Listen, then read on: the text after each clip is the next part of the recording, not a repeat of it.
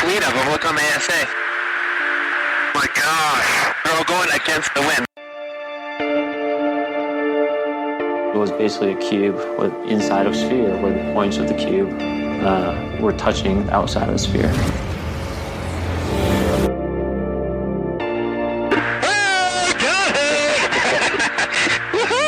Roger. There's troubleshooting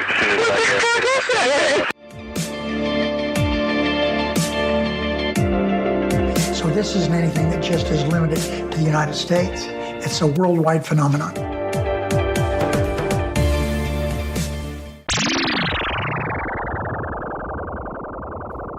Hi everyone, and welcome back to That UFO podcast. My name is Andy, and we have a breakdown for you with some news updates, a couple of reviews, and anything else that may come up. Dan, welcome back. Hi. It's good to be here. What a great week. It has been a very good week, and I suppose just before we kick off with the celebration-y stuff, a little bit of news that came out social media-wise in terms of the podcast, just wanted to mention in an audio form. That's a really weird way of saying that, isn't it? Other than to tell people I'm going to mention it in an audio form. That's really weird. Sorry, everyone. So, yes, you might have seen a few days ago, I mentioned on social media that on the feed you have for That UFO podcast, you are going to see some other shows coming out, not with my voice, which I'm very happy about. They won't be on any of the paid platforms. These are going to be shows that go out onto the free feeds, and it's just additional content. The first one is Priscilla Stone's Quantum Witch Cafe. Priscilla digs into some areas that we get asked to talk about sometimes on the podcast, don't we, Dan? That we tend just not to go into because it's not our bag, so to speak. Yeah, exactly. There's a lot of areas where we don't have the depth of knowledge required to talk about something. And Priscilla, covers a really good area there. Yeah, the first one that we uploaded was her recent interview with a medium. And that's not, I always think a medium, large, small, but mediumship and medium when it comes to spirituality. And that's just not something we would normally discuss on the podcast. However, it's an area Priscilla is comfortable with and she can relate to her guests with. And that's why I invited Priscilla on to release her stuff. She's got her own channel as well on YouTube. I encourage people to follow Priscilla on social media as well. You can find her. Dan, if you could just find Priscilla's socials for me again. I think it's at quantum_witch with a Y, but if you could check for me. I think it is. But the idea is that you'll hear some content that isn't ours, and it just means more content. Yeah, Dan's telling me it's at quantum_witch, and witch is with a Y, and give Priscilla a follow. You can subscribe to our stuff on YouTube as well, and it's just some additional content. If it's not to your taste or liking, like not all of our interviews are for everyone, there are people who you will skip and whatnot, I'm sure, then great. But otherwise, it's some additional content for free for you on the feeds. As well as that, pretty soon in the next couple of weeks, Dave Partridge and Graham Rendell, colleagues and friends of ours from UAP Media, are starting their own pod as well. That will be released through That UFO podcast. I suppose you can start to think of your That UFO podcast feed as a bit of a network. So I'm just kind of working on that with the content still coming. But if you've heard Dave and Graham speaking on our own shows, or if they've been on someone else's, they have a phenomenal depth of UFO knowledge when it comes to the history, the cases, the detail that they go into is just fascinating. I could invite Dan on and we could sit and say, we're going to discuss the, Roswell or Betty and Barney Hill case, or 1947 East German Foo Fighters appearances, but we'd be struggling with it because it's not our thing again. And as much as people like hearing us talk about stuff, let the experts do it. So you will hear Dave and Graham on their own podcast. It'll be released through That UFO podcast feeds, but they will be very much doing their own show and have their own guests involved as well. And Dan and I will be helping out, I suppose, with the production of that in the background to make sure it's the same quality that you come to expect from our pods as well, Dan, yeah? Yeah, absolutely. And that includes Dan doing some of the graphic design for the logos, and we're going that's implicit. Yeah. Obviously, yeah, that's implied. And the same with Priscilla's stuff as well. Just we'll put some logos and some music on it as well, folks.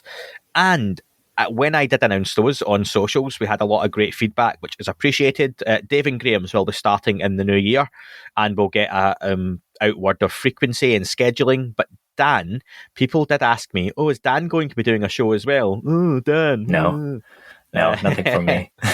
Dan's not allowed. But yes, we can say that Dan will be doing his own pod. Nothing changes in terms of that UFO podcast interviews, the breakdowns, the roundtables, whatever we do still carries on. But you'll have additional content from creators with their own voices, their own tones, and their own areas of expertise. Dan, do you want to say a little bit about what you're going to be doing as much as you can? Yeah, sure. So I'm kind of still exploring the idea fully, but I said to Andy before this podcast started that on a scale of Andy to Priscilla, I exist at about a 5. So my show is going to be kind of off the beaten path of what we usually talk about, but kind of bridging the conversation to the more woo things, I'd say. I think if I had to give an example, when I spoke to Dr. Andrew Gallimore, which if you haven't checked that out, it's a really good conversation, Dan was part of it, on psychedelics, I can get into those conversations at a certain level. I will speak about, the kind of base level, and we'll explore some topics, but I don't have that really inbuilt, ingrained knowledge like Dave or Graham does on the history of the subject to just dig deeper. And I think that's where Dan comes into his own, where he can really get into those subjects or guests and have those conversations that will flow much more naturally than me attempting to do that kind of stuff as well. So again, I'm really happy for Dan to do that. He's been on this podcast now, almost a year and a half, and it's time to kind of... Yeah, I was going to say it's time to let the birds out of the nest, Dan. Feel like a proud dad going, go on, create your own podcast, son. But again, for me, I've always from the start, folks, and I appreciate I've taken up 5 minutes of your time, but had the idea that the podcast down the line could develop into a little bit of a network. And it's additional content at a time when there are a lot of people consuming a lot of content. If you like it, great. If you don't, thanks, just skip it. That would be the suggestion. But I would love people to support Dan, support Dave and Graham, support Priscilla, and any of your own content creators or podcasts, YouTubers, bloggers, whatever it might be that you listen to. So that's all to come in the coming weeks. And thank you to everyone who's been really supportive in the early days, and we'll get more news out as it happens. Speaking of news, Dan, big news this week was that the NDAA passed through the US Senate, which we have all been keeping tabs on for some time. Now, I'm going to clear up, as I said to you before we hit record, Dan, I can't personally say I am celebrating the Defence Act passing. It doesn't really mean much of anything to me at all. What I am very happy about, and you could say celebrating, is that one of many amendments that were made by a particular senator, the Gillibrand Amendment, as it's known, contained, the instruction of starting a UFO office that will be funded. There will be a level of transparency we can expect, and it's a really good thing for the topic and subject we know and love. That's what I'm celebrating, not necessarily that the Defence Act has passed, because I suppose it doesn't really work terminology-wise, that does it? Yeah, and there's no doubt some things in the NDAA that we might disagree with as well. So to blanket support it when I haven't read the whole thing, yeah, full transparency. We haven't read the full NDAA. It's just not what you would do, is it, unless you've got a deep interest in that. But there's that one very specific small piece. It's like section 1683. Yeah, everyone knows that. Yeah, it's like having that kind of 1,000-piece jigsaw, and there's one piece of the jigsaw that we really, really, really like. That's what we care about, not the other 999 pieces, just that one bit, and that's what's to be celebrated in terms of UFOs and UAPs. So, Dan, you've been kind of following this as it's gone through. I like the little chart you've been posting online that shows you where it's at in terms of really easy to follow arrows. And it's like when you're watching your Uber Eats order and it tells you finally it's left, or your Domino's pizza is now out for delivery. That's what we've kind of got in terms of this kind of update. So where are we at now? So it currently reads, if you go onto the S1605 page on congress.gov, it currently reads resolving differences. It passed the House on the 7th of December, passed the Senate on the 15th. I think it was today or yesterday that the Senate notified the House that, that they passed that amendment so it can progress to resolving differences. But the section that's resolving differences is usually during the normal process of things, where it goes House, Senate, resolve differences, Biden. This time we had a kind of bit of a weird journey. It went from the House to the Senate, then back again, then through again. So I would expect that the resolving differences portion won't last that long.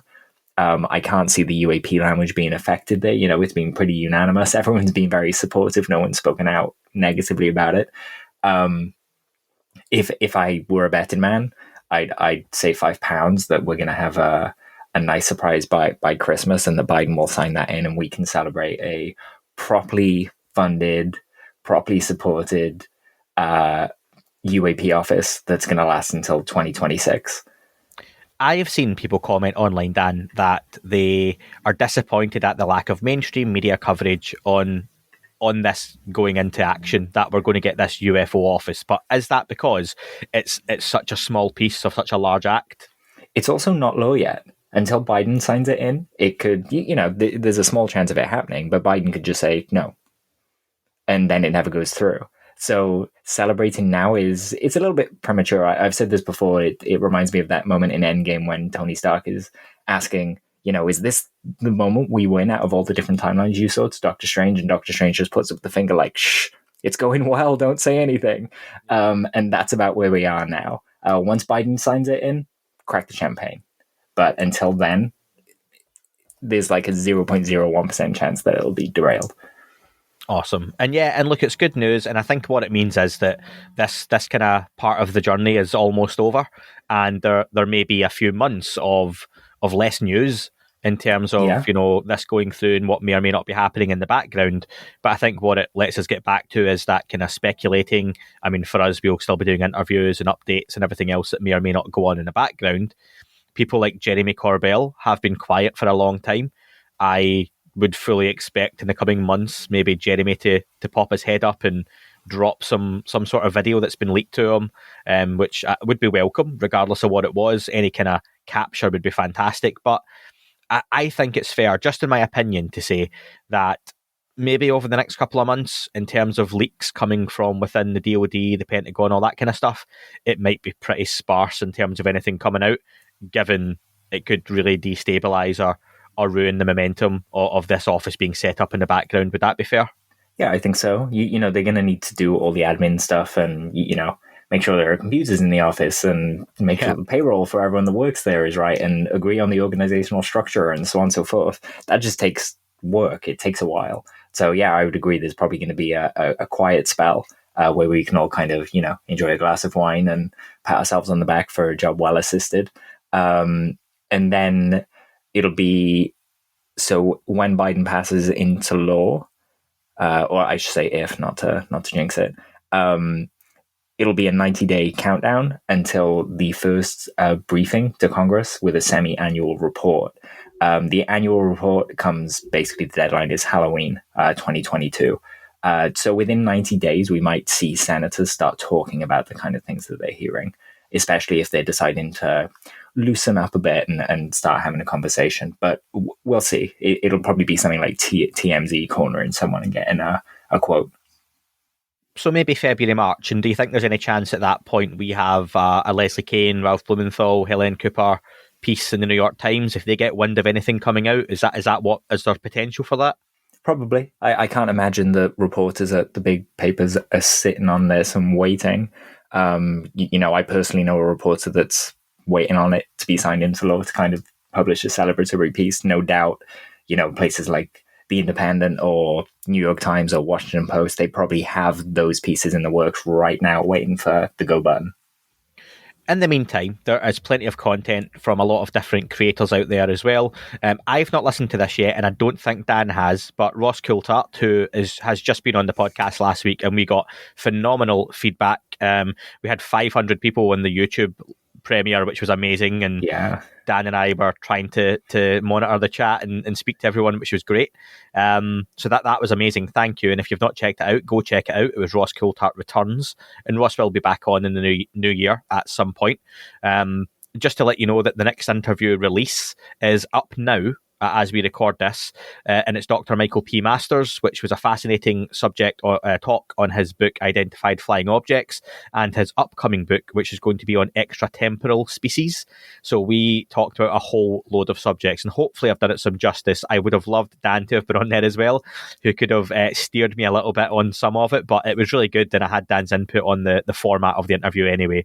But that was a really interesting chat. That goes out free on Monday the 20th of December for everyone. But otherwise, if you want to listen to it early, check out patreon.com/that UFO podcast, Apple Premium. It'll be up on the YouTube Premium soon, Spotify Premium if you search that UFO podcast Premium. I'm going to stop saying premium. And I've got a quick ask, because this always happens at the end, and I know a lot of people drop off by the end, just before we get onto the reviews, Dan. And then also, could you mention the raffle in just a second? If you haven't already, I would greatly appreciate, on any podcast platform you listen to, if you could leave us a review.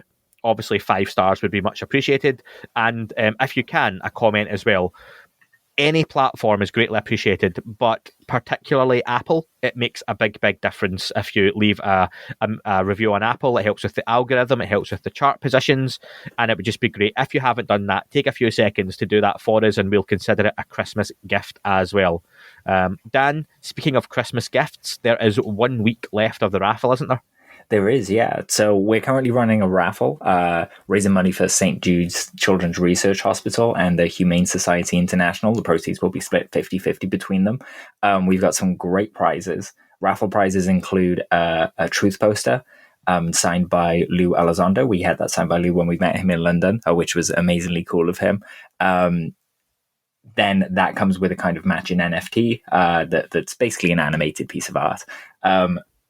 As well as that, Dave Partridge of Shadows of Your Mind magazine has donated a first edition of Major Donald Kehoe book, which is a rare and amazing find. I've got a few more prizes to put up as well. Jazz Shaw donated a knitted alien autopsy, which is just amazing and cute, and everyone should check it out because it's one of 2 in existence, and there's a lot of love and passion put into that. So it's a minimum £10 entry, and you get 10 entries for that. You will be entered into draws for all of the prizes. So even if you don't win one, you could win another one.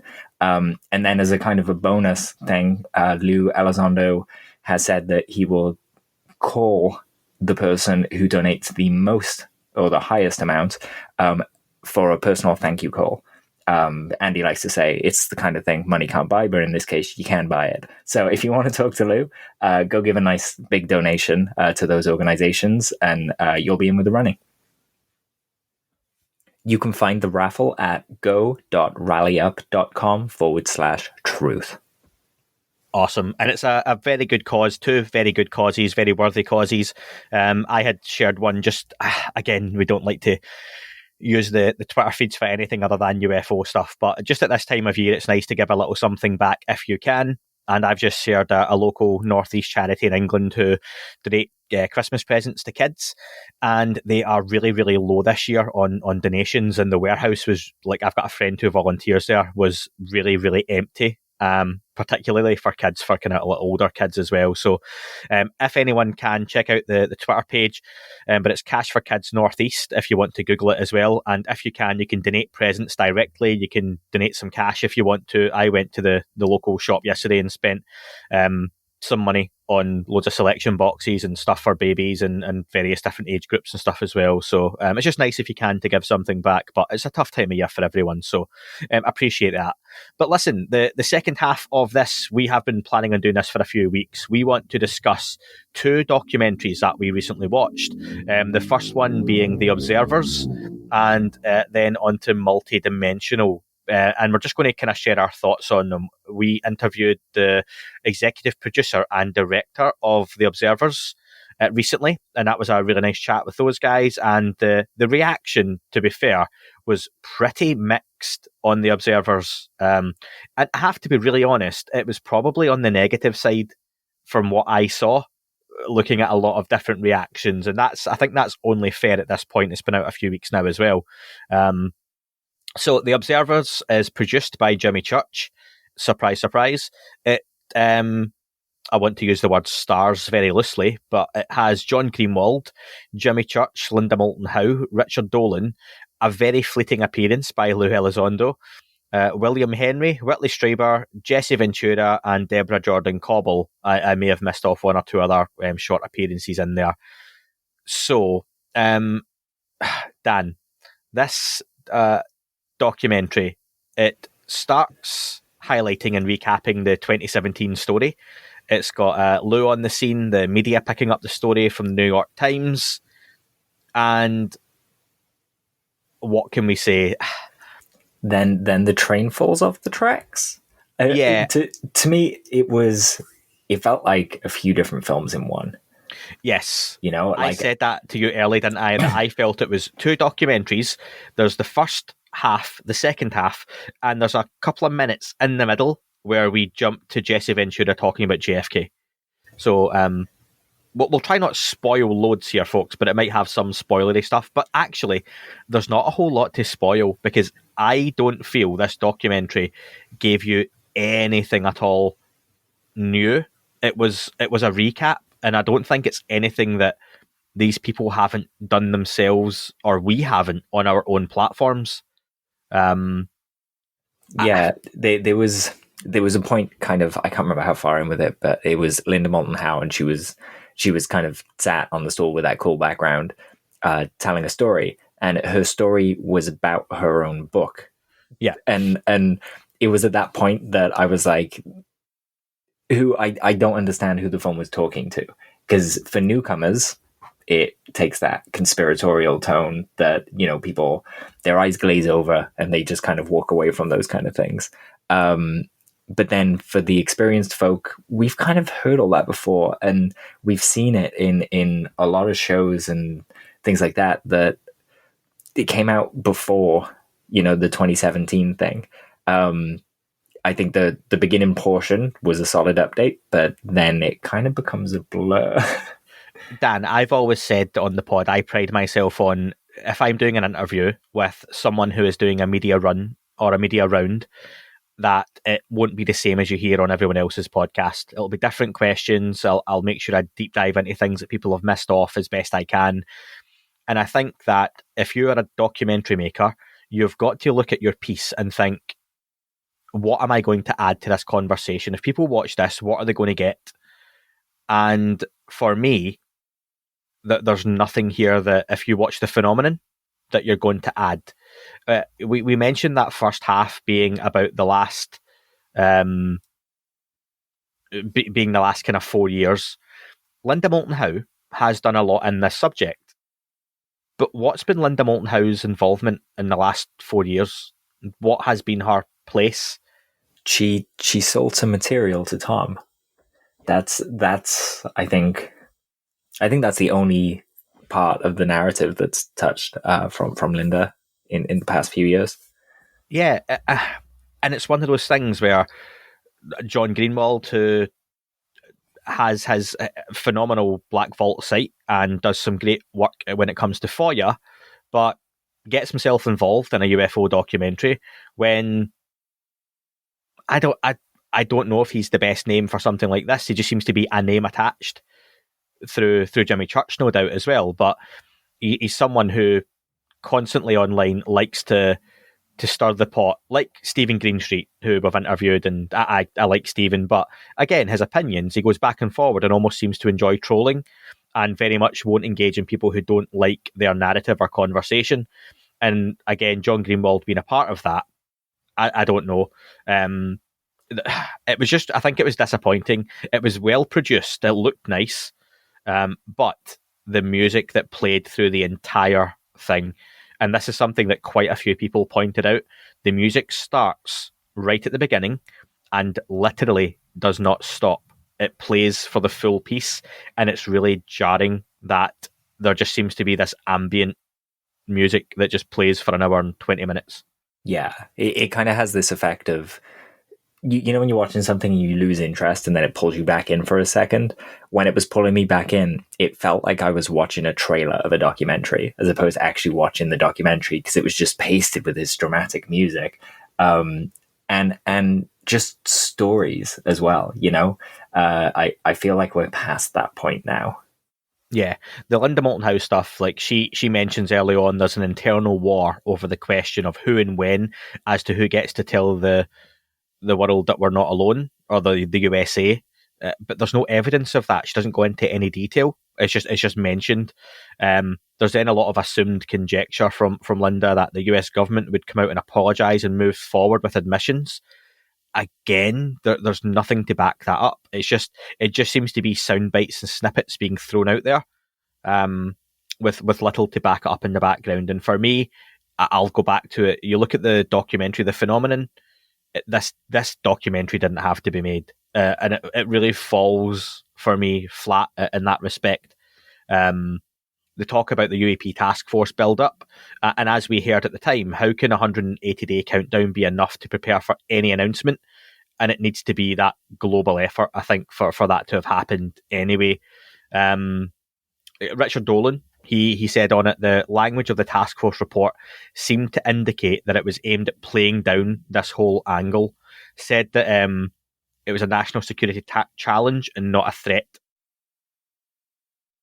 I think there was a lot of just sound bites people were throwing out, and I don't know if that was within the editing, but probably, like, with some of these things, you know, I watch a lot of Richard's content, and he has spoken before about how you'll get invited in and they'll just talk to you about stuff, and then they just chop it up like crazy, and you just end up, you know, something that you maybe said as a joke becomes a main point during a conversation, or they'll juxtapose you with someone else, you know, and it changes the meaning of what you're saying. So yeah, I would put that down to the editing probably. Yeah. So again, it managed to get some big names attached. Lou Elizondo is advertised as being a part of this. That's generous. Lou appears for a minute, and this is purely just my opinion. It felt to me like Lou wasn't going to be a part of this, and I'm going to guess, just because of recent, you know, interviews and stuff he's done for him, Jimmy Church has managed to twist Lou's arm for an appearance, and Lou's done a bit, says nothing he's not said before, speaks very well, and it's enough that they can attach his name to sell this documentary, because he's literally there and he's gone.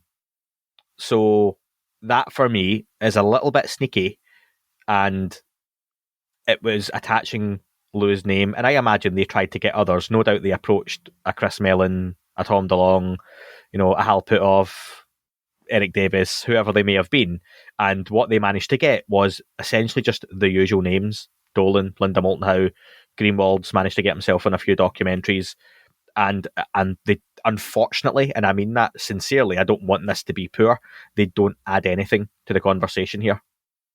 Yeah, I'd agree with that. It's not something that I could go out of my way to recommend.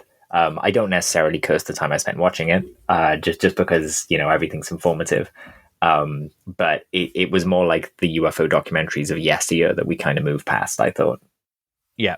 For me, it takes a change in the middle. It was like they didn't have enough for one documentary, so they made two and put it together.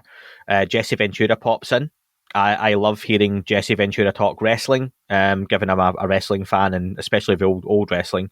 But he for a long time has moved into conspiracy theories. He's had his own show on it. It's all very well mapped out. Jesse Ventura's thoughts on various different things. Does Jesse Ventura help with his type of character spread the message of UAP, UFOs, and what in 2021? Probably not. Jesse Ventura's time for this subject was very much in the late 90s, and that's where it should have stayed. It jumps for just a few minutes to the JFK conspiracy, and then all of a sudden we're out of that, and we get into a strange episode of Ancient Aliens almost tagged on to the end. It then gets to Whitley Strieber talking about abductions, the volume of physical evidence. They touch on implants that are removed from abductees, interesting stuff, but it's just totally different to what you've been watching already.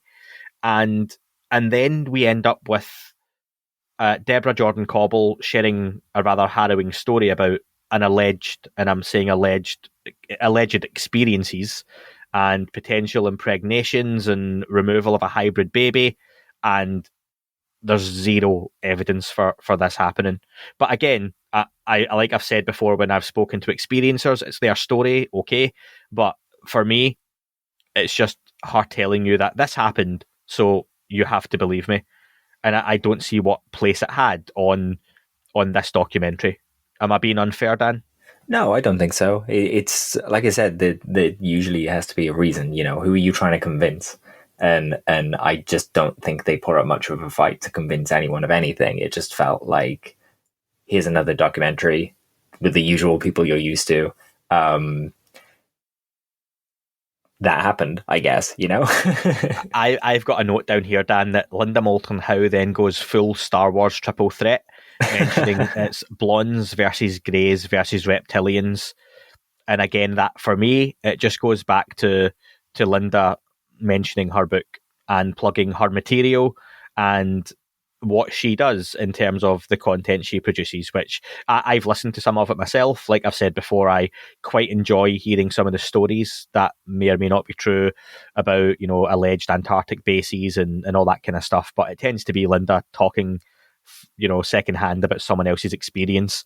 That for me, it just goes into the territory of very little evidence, if any, on what may or may not be happening, and goes into the realm of interesting story, but just totally changed the tone of the whole documentary. I've got to say, overall for me, it's one that if it was free and it's on Amazon Prime or Netflix, I would have watched it and went, meh, and not watch it again. If I had paid for it, I would have been extremely disappointed. That's not to say that maybe a couple of pounds or dollars wouldn't have went amiss to support the people who make these things, because clearly a lot of work and effort has gone into it. I just wonder the people involved, I don't feel they put as much effort into this as they might do on their own channels or streams now. Yeah, very, very much business as usual, I'd say. Yeah, and do you know what? Maybe that's a point that with UFO documentaries, do we see far less of them these days because people have their own channels? Like Rich Dolan, Linda Moulton Howe, John Greenwald all have their own mediums to release podcasts, documentaries, YouTube updates there and then. You don't have to wait 3 or 4 months and spend all that extra time to go into it, and you can support your content creators like ourselves and anyone through various different means. So is it more difficult for one of these to get made and actually be of any use? Maybe the phenomenon by James Fox gets less praise than it deserves in that respect, that he managed to make something so fantastic and actually move the conversation forward that it became the linchpin for that's the standard bearer. What documentary? The Phenomenon by James Fox. Go watch that. Yeah, 100%. The Phenomenon is super easy to recommend because it's a great primer for people that don't know this subject. It leaves you with a lot of questions, but it gives you a lot to hold on to. No one's coming away from that going, there's no proof of this. They're coming away going, oh wow, there's a lot more proof than I thought there was of this. James put that together in a really incredible way and made it look like he'd had a lot of money to do it, which is why I guess it took him so long, right? Yeah. So that's The Observers. Like we said, our honest opinion. If you've watched it, share your opinion with us, what you think.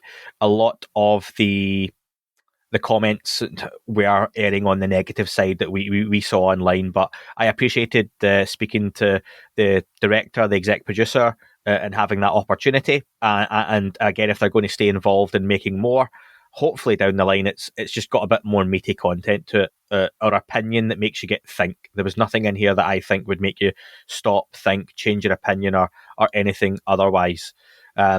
Moving on, there was another one. Dan, I'll share the funny story as to what happened with me watching. So I was sent the Observer's screener, very luckily, early on to review. And I was also sent Multidimensional. I didn't realise until I was 40 minutes into Multidimensional that it wasn't The Observers, because I didn't realise they were sending me 2 separate documentaries. I must have missed the opening, and I was really confused as to why it had just been Peter Maxwell Slattery, Mary Rodwell, Jason Gleaves, and a few others. And I was like, where's Jimmy Church and Lou and Dolan and Linda Moulton Howe? And the production value isn't as much as the Observer's has either. And then I realised, oh, wait a minute. And I checked my emails and it was a totally different documentary. So I kind of watched half of this by mistake, but I still took notes. It's not got the same production values as the Observer's. Multidimensional focuses very much on the story of Peter Maxwell Slattery, well-known Australian ufologist, CE5 expert. He's an experiencer, really, and he shares his story about his lifelong experiences with alien entities. And Peter Maxwell Slattery talks really well. He's someone I'd love to speak to on the podcast. I've been speaking to him briefly about coming on. But for me, it's very much, and again, it's not to use the word in the negative, the woo of the subject. The conversation is about telepathy. There's a lot of footage of lights moving across the sky. It looks like Chris Bledsoe's Facebook feed in a documentary form. And that's not to be derogatory, but you can't really see much other than a light moving across the sky, and you're told it's a craft, you're told it's an orb. Okay, but I can't see that from the camera footage that we've got. Yeah, we almost need like little case studies of these things, you know. People seem to, or in my experience at least, when you know, I'll always ask the basic questions, not because I doubt someone's story straight away, but because I just want to see that they're doing their due diligence. You know, if someone shows me a light in the sky and says that's a UFO, and I ask them, did you check the planes in the area? And they go, no, I didn't have to. I know what it is. Then you can take it with a pinch of salt, right? Whereas if someone has some details and they're like, no, I checked it, look, there was nothing there, it just moves it up in the credibility a bit for me. So I think it would have gone a long way here to just have those kinds of things. You know, NARCAP provides an excellent template for kind of following in investigating these UFO claims in that way. So people should be following it. Sometimes I think what you need, and what I would have liked to have seen in both the Observers and Multidimensional, is just that other opinion, that other point of view, and just not hold people accountable, but just ask some difficult questions and let's hear the other side of the arguments. Something I think we try to do in this podcast. Peter talks about all the craft he's seen. He talks about 7-foot blue liquid aliens being projected from blue orbs. He talks about being taken to angelic realms with no stars. But there's zero evidence of any of this other than Peter being gracious to tell his story. But there's nothing to back it up. And, you know, Mary Rodwell is someone, again, who should be coming on the podcast. I've had to reschedule due to me having COVID. But again, I've got a lot of stuff I'd love to talk to Mary about. She shares her thoughts and feelings about counselling experiencers, talks about human consciousness, people like Nikola Tesla and others having these downloads. But again, it's just all seems to be that everything is definitely 100% alien, experiencers, different realms, angelic, where at what point is someone lying or making stuff up, or is someone suffering some form of trauma? You know, where is the due diligence in any of that? As you say, at what point do you say this is genuine, this isn't? Because there are aspects of this whole subject which can be damaging to the credibility of it. Not that you can't talk about this kind of stuff, but I know, Dan, we've joked about this in the past, but when people talk about love and light and star seeds and star beings, and it's something I really struggle with personally.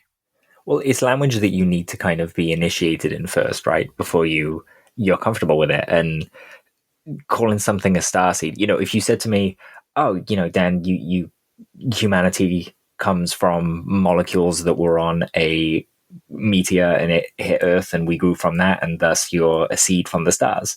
Cool, I get that context. But just kind of using the terms like starseed and things like that, and to just mean, you know, we're almost hybrids of these beings, and it usually goes into reptilians and kind of, you know, the so-and-so from Pleiades.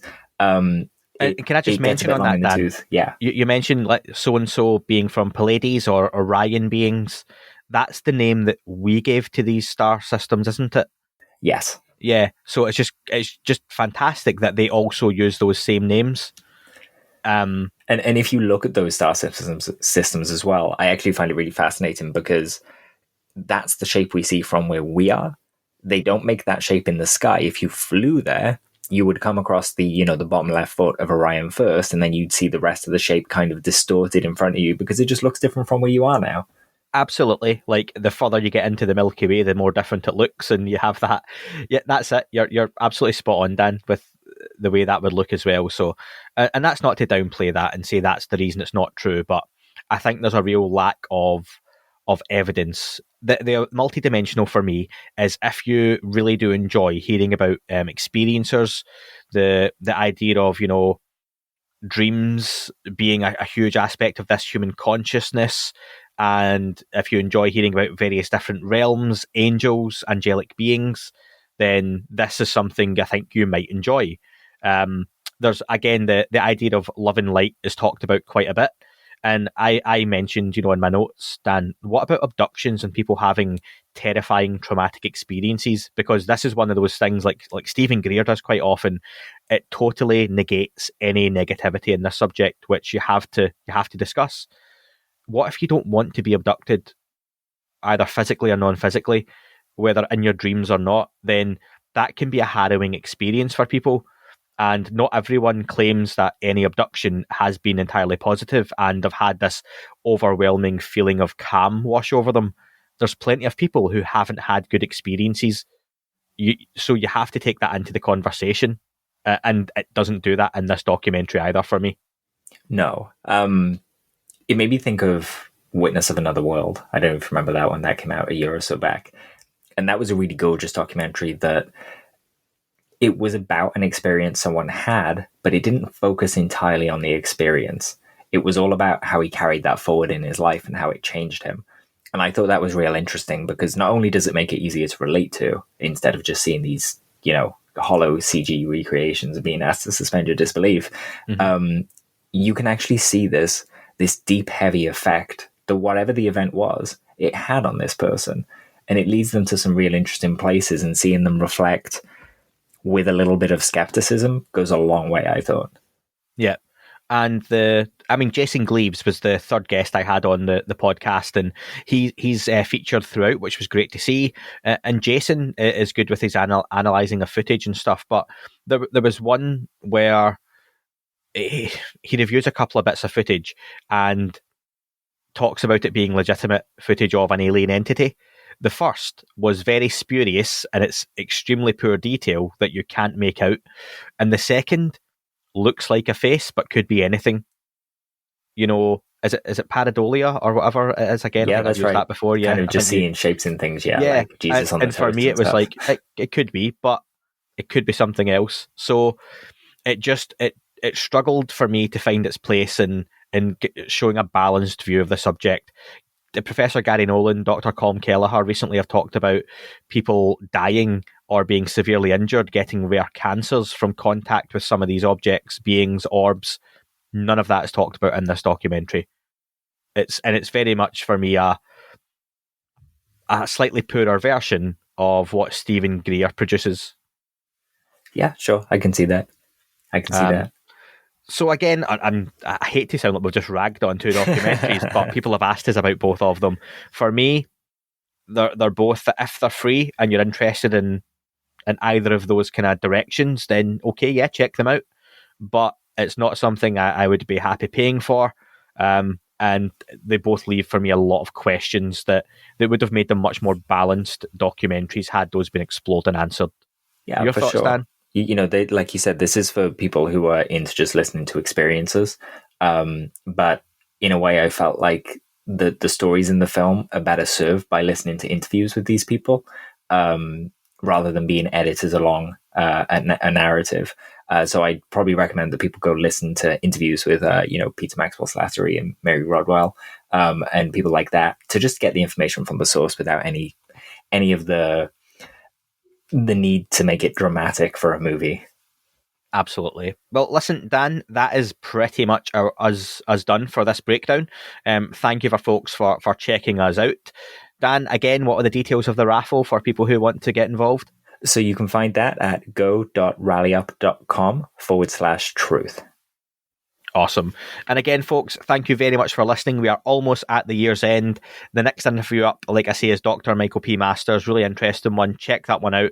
Next week, we have Frank Milburn will be the guest on the podcast as well. Oh, and something I forgot to mention, and we'll just drop it in at the end here. As of now, we won't be doing any more shows on KGRA. It's nothing devious or anything on either end. It's just with the podcast, with the YouTube channel, we're putting a lot of work and effort into that, and we just don't have the time at the minute to do the extra show and everything else. So KGRA were really gracious, and I let Bill over there know that we weren't going to be doing that for the foreseeable future anyway. Thanks for the opportunity. It's been wonderful being a part of that. They've got some great stuff on there. But going forward, we'll just be concentrating on the podcast, the audio, and also the YouTube channel itself and getting the content out there. But there will still be those YouTube videos, and hopefully we're going to do one in the next week as well, Dan, yeah?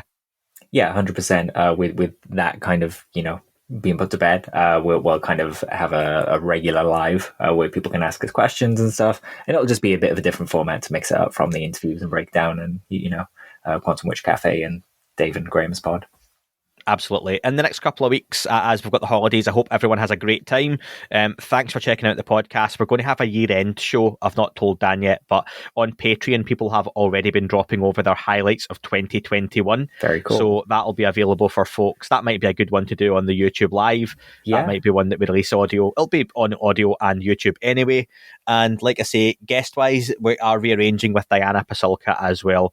That was one that was arranged during COVID. It knocked me out for a couple of weeks, folks. As you've heard, my scheduling and everything else has been all over the place, but I'm getting kind of back into it as the year finishes. So thanks for everyone being so patient in the meantime. Just to let people know as well that Andy has actually gained superpowers. He can now read minds, and he's currently recording while stuck to the ceiling. So that's an interesting turn of events. I wish. I absolutely wish. But yes, folks, listen, thank you very much. Before Christmas, Dan and I will be back with another show, and you've got plenty of interviews and content still coming up as well. So speak to you soon. That is all for this week's show. Thank you very much for listening. Please remember to leave the podcast a review on your chosen platform. You can like, retweet and subscribe. That would all be very much appreciated. The shows are being uploaded onto YouTube as we speak more and more. You can sign up at patreon.com/That UFO podcast to access the shows ad-free as well. Please get in touch on Twitter, Facebook, Instagram, That UFO podcast. Of course, on Twitter, it's at UFO UAPAM. And again, folks, as always, keep looking up. You never know what you might see.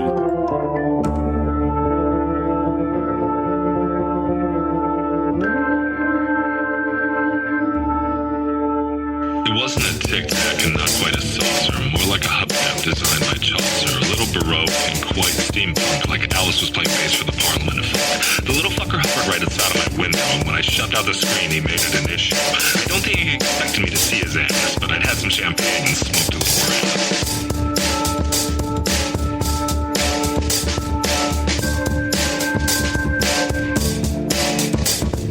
Meditative game of state full on meta. I can't imagine how it could have been any better. I got to the top of the stairs and there he was. Like, you awake? I was about to abduct you, cuz.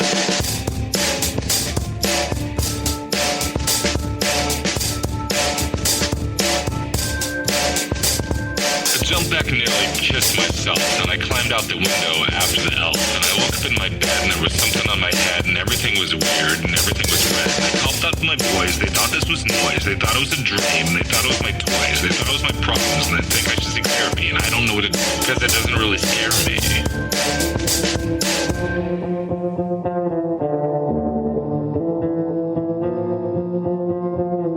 If you really want to know who I think they'd be, I think it's you and me and us and we and him and her and that and she and that thing over there and what's that, Jake?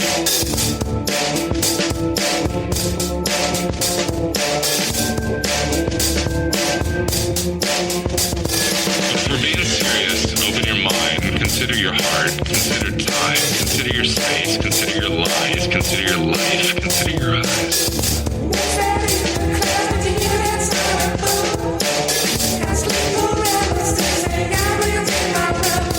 It wasn't a tic-tac and not quite a saucer.